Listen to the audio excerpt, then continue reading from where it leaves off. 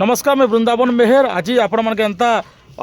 कहानी एंता कथा आपण मन सुनाबार के जाऊँ देखाबार लिजुँ आपण मैंने खुशी हे आमर गाँव में धनुजात्रा हो ग्रामांचल रे धनुजात्रा आंचलिक धनुजात्रा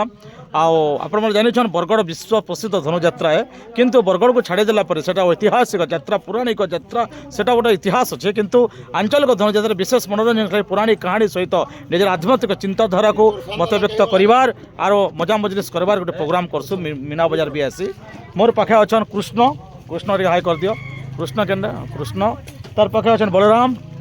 बलराम तापर अच्छा राधा तापर अच्छा सुदामा कृष्ण राधा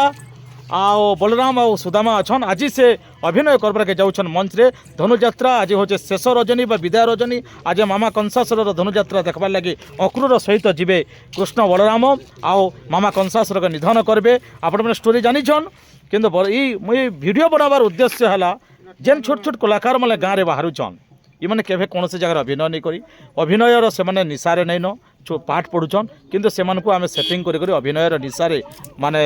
जागृत करी कलाकार माध्यम रे आपन को नाट्य रूपांतर माध्यम देखामु मुई वर्तमान कहबे कृष्ण इनु तमे तुम ना काना तुम परिचय टिक दियो मलय माझी केते पढ़ुच 6 क्लास केन गा तमर खरवाड़ी हमर गा आओ बलराम तमर परिचय दियो बलराम एटा कहले लाग कृष्ण इटा के कहले कृष्ण नहीं बलराम पहले कहला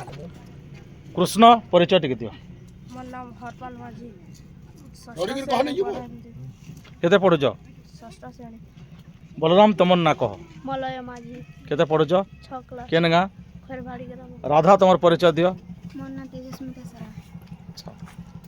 तमर ना केना हो सुदामा ईशान प्रधान हैं ईशान प्रधान अच्छा केते पढ़ुच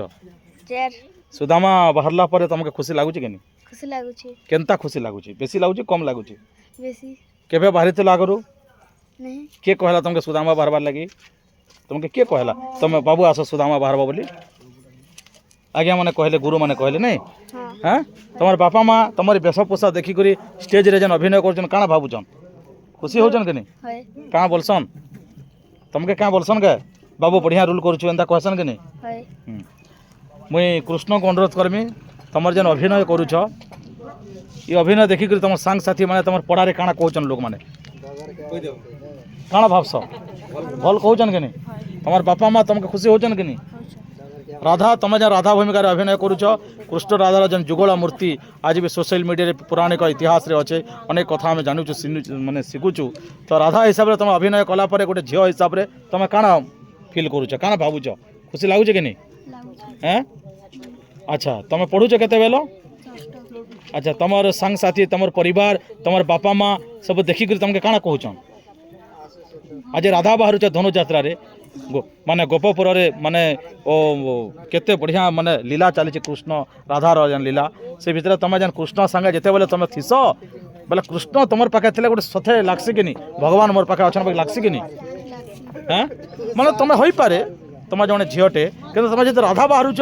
बोले झीरु ए राधार चरित्र अभिनय कले राधार माने से जन गुण माने सब ऑटोमेटिक फुटी आसी तो कृष्ण तुम पाखे राधा थे तुम काଣା भावस केनता लागसी भल तो लगवा एका जे माने लागसी सत जनता कि मोर अति निजर लोक गोटे किए मोर पाखे अच्छे लागसी कि हैं अच्छा काଣା काଣା कह गोटे डायलॉग सुनमा काଣା जिनछ काଣା शिखिछ टी कह तो मैं अनुरोध करमी कृष्ण को तुम जेनटा रूल करूछ से रूल उपरे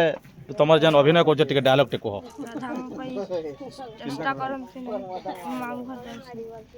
से कहूँ राधा मो पाई चिंता कर ना दुख कर ना मो मामो घर को जाऊँगी धनुजात्रा देखापी मथुरा नगरी को बहुत सुंदर कहले